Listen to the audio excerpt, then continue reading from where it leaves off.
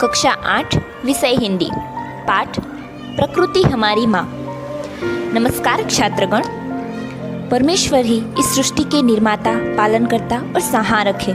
उन्हें हम देख नहीं सकते, इसलिए परमेश्वर का सारा कार्य प्रकृति के माध्यम से ही होता है। प्रकृति हमें सब कुछ निस्वार्थ भाव से देती है, इसलिए हम प्रकृति को माँ कहते हैं। ये खुला आसमान, आसमान में मुक्त विहार करते ये पक्षी, सूरज, चंद्र, तारे, ये मनमोहक झरने, हमारे आसपास नजर आते सारे मनुष्य, पशु पक्षी, पेड़ पौधे, हम सब इसकी संतानें हैं। तो चलो आज हम अपनी इस प्रकृति माँ का महिमा गान करती एक कहानी सुनते हैं। तुलिका एक दिन प्रातःकाल अपने भाई के साथ झील की ओर घूमने निकली। इस समय पूर्व में सूर्योदय हो रहा था। लाल रंग का सूरज ऐसा लग रहा था जैसे आग का दहकता गोला हो। सूरज की सुनहरी किरणों ने झील के नीले जल को भी सुनहरा कर दिया था। तभी तनुल ने कहा, चलो बहन, भगवान सूर्य को प्रणाम करते हैं। मैं भगवान सूरज के मंत्र बोलता हूँ, तुम उन्हें दोहराना। इसमें 12 मंत्र है। प्रत्येक मंत्र सूर्य भगवान के विशिष्ट नाम से संबंधित है। ओम मित्राय नमः, ओम रवये नमः, ओम सूर्याय नमः, ओम भानवे नमः, ओम कृष्णे नमः, ओम हिरण्यगर्भाय नमः, ओम मरीचेय नमः, ओम आदित्याय नमः, ओम सवित्रे नमः, ओम अर्काय नमः, ओम भास्कराय नमः, ओम सवित्र सूर्य नारायणाय नमः। तुलिका ने भी भगवान सूर्य के मंत्र दोहराकर उन्हें प्रणाम कर पूछा, भैया यह तो बताओ कि हम सूर्य को भगवान क्यों कहते हैं। इस पर तनुल ने उसे समझाया, देखो भगवान वह जो सबका भला करे। सूर्य भी सबका भला करते हैं। वे हमें प्रकाश और गर्मी देते हैं। वे ही वर्षा करवाते हैं। वर्षा से ही फसलें पैदा होती है, जिससे हमें सबको भोजन और वस्त्र मिलता है। तुलिका ने प्रश्न किया, भैया परमेश्वर कौन है? क्या सूर्य ही परमेश्वर भी है? तनुल ने छोटी बहन को प्यार से समझाते हुए कहा, परमेश्वर का अर्थ है परम ईश्वर।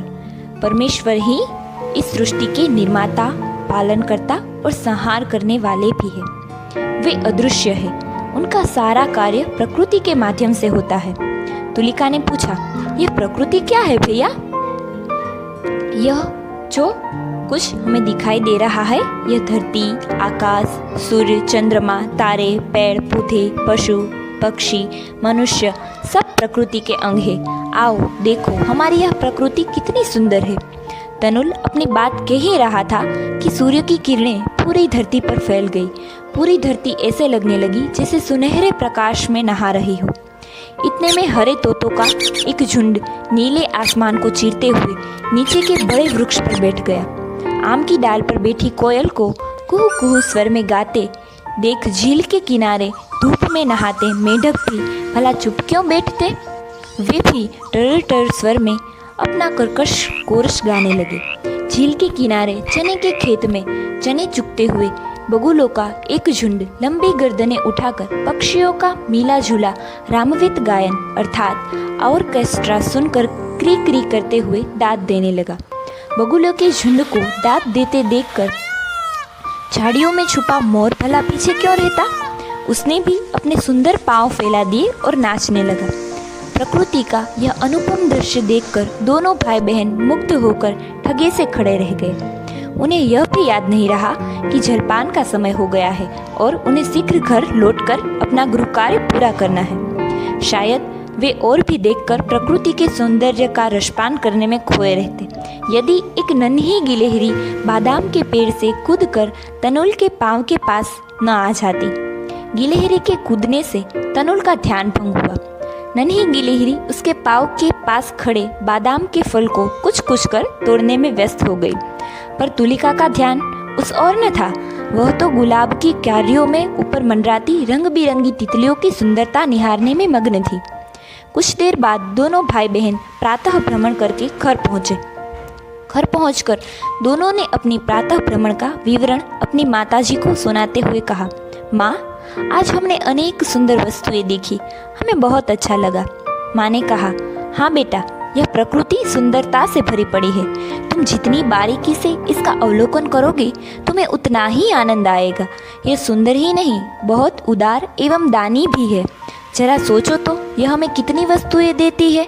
अन्न, जल, वायु सभी तो हमें इस प्रकृति से ही मिलता है।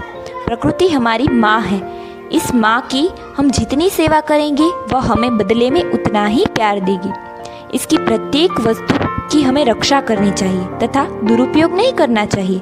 इसका दुरुपयोग करना प्रकृति की चोरी कहलाएगी। वह कैसे माँ? तनुल और तुलिका ने एक साथ प्रश्न किया। इस पर माताजी ने दोनों को गांधी जी से जुड़ी एक घटना सुनाई। वह इस प्रकार थी।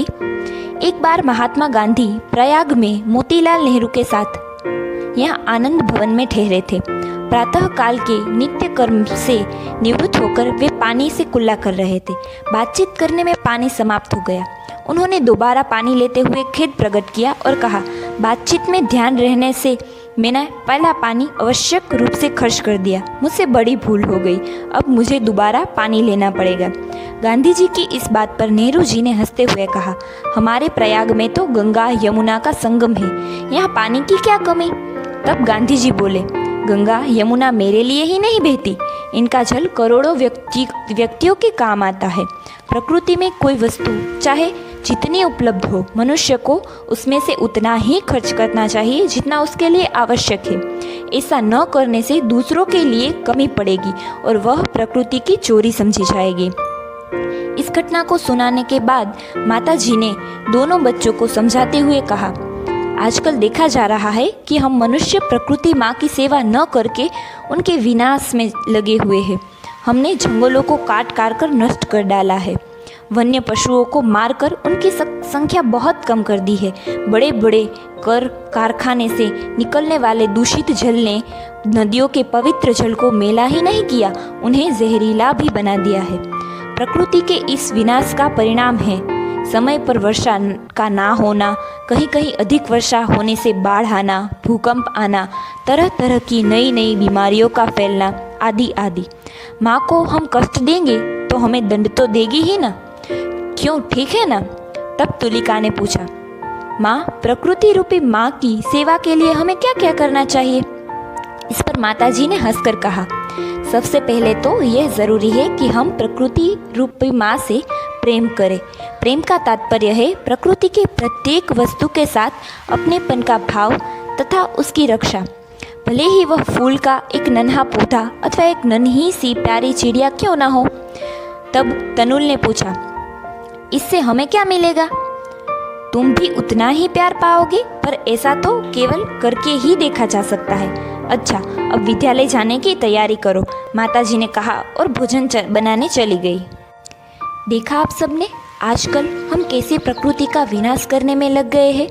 जो हमें इतना कुछ देती है, ऐसी अपनी माँ को हम इतना दुखी क्यों कर रहे हैं? हम अपनी माँ को दुख देकर खुश कैसे रह सकते हैं? तो चलो आज से हम संकल्प करें कि प्रकृति रूपी माँ को बहुत प्रेम करेंगे, उनकी प्रत्येक वस्तु के साथ अपनेपन का भाव रखेंगे, प्रकृति का शोषण नहीं, दोहन करेंगे।